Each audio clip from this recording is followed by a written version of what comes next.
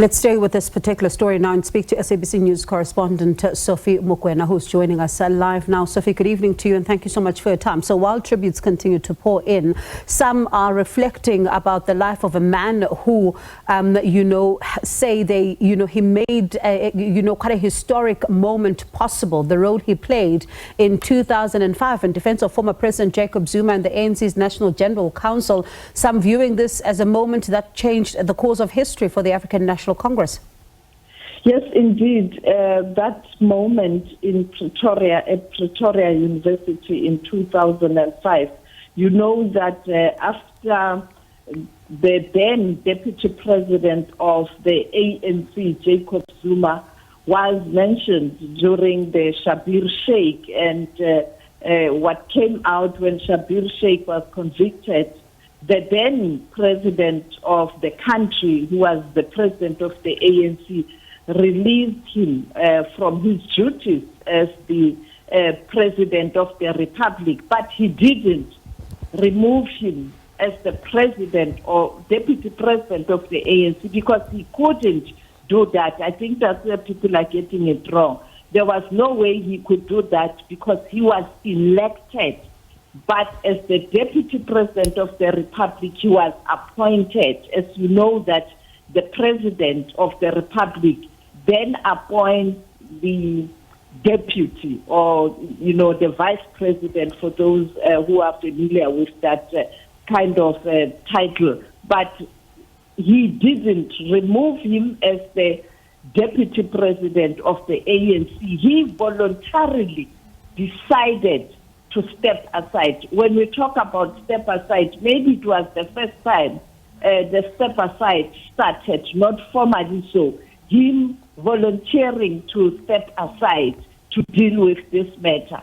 That is why the then former president of the ANC and the country, Nelson Mandela, issued a statement supporting the decision taken by his successor, who was the president, to release him from being a deputy president of the country, but not really the deputy president of the ANC. But in terms of delegates, there was that information that he was removed by the leadership, and therefore Nathi Mthethwa led the charge demanding that the General Council discuss that issue and come up with a solution where to from here.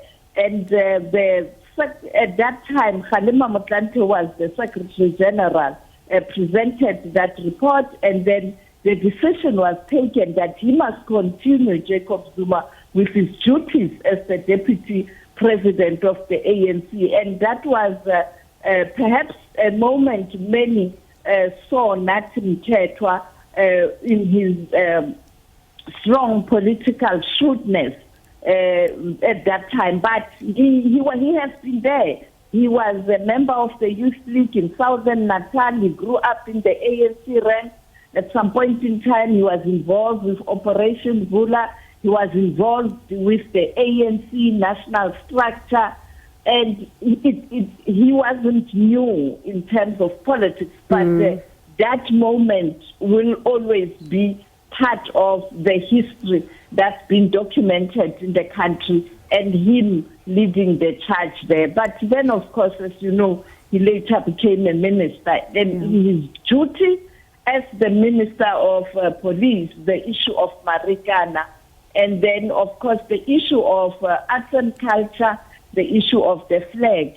And later he was then, under President Ramaphosa, assigned to be an ambassador in France. And perhaps the big last engagement many people saw and we covered, it was in May when the Deputy President of the Republic was in France for investment conference, while President Ramaphosa was at the White House.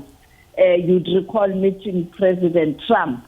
He organized, he led the arrangements in terms of that investment, even a meeting with the President of France, Emmanuel Macron, him and Deputy President Paul Mashatile and the others. So the last event, perhaps many are not aware of.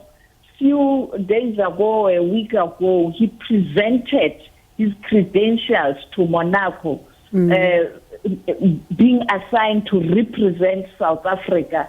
You know that Monaco, much as it's part of France, there's a different arrangement. They're almost similar like Italy, where you have the Vatican, you have ambassadors at the Vatican.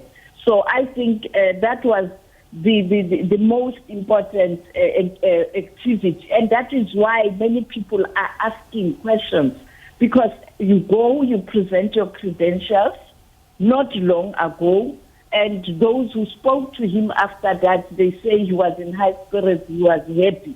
So what happened, and now the French are investigating. And I suppose as they continue then to investigate, they also have a family in KwaZulu-Natal. His father saying that he is still waiting to hear as to what exactly would have happened here. And Sophie, as I let you go, that moment that you touched on, as part of his work as police minister, it was not only Marikana, but also even some of the Madlanga Commission testimony, also by Nhlanhla Mkhwanazi, the Provincial Commissioner of KwaZulu-Natal, his name coming up there as far as Richard Mdluli is concerned. I think it has got to the affidavit that Lieutenant General Mkhwanazi presented or submitted, sent to the Zondo Commission. This affidavit that we didn't really interrogate the media and also the commission, because Mkhwanazi says this issue that we are dealing with didn't start today. That's why he wanted to go to the commission, the Zondo Commission.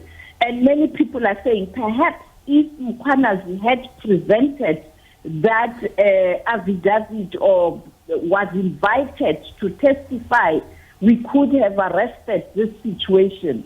And at that time, clearly the people who were in the leadership of President Jacob Zuma and cabinet were affected, we know. And that is why Mkhwanazi mentioned Minister Nathi Mthethwa at that time.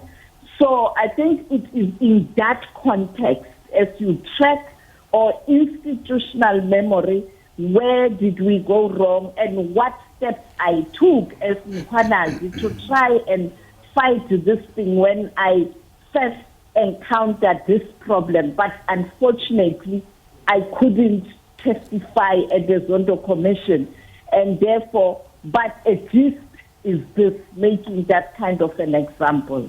Sophie Mokoena, thank you so much for talking to us this evening. My colleague, SABC News correspondent, Sophie Mokoena.